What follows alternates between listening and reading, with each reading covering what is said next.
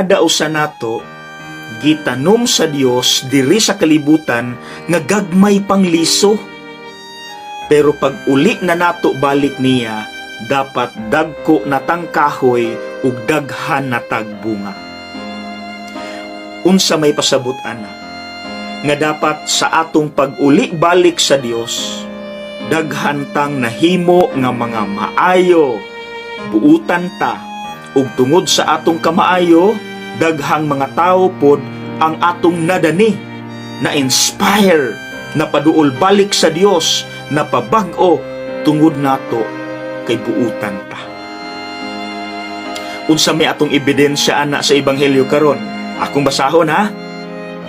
Miturok kini katong liso nga gamay, ug nahimong kahoy, ug diara nagsalag ang mga langgam sa mga sanga niini.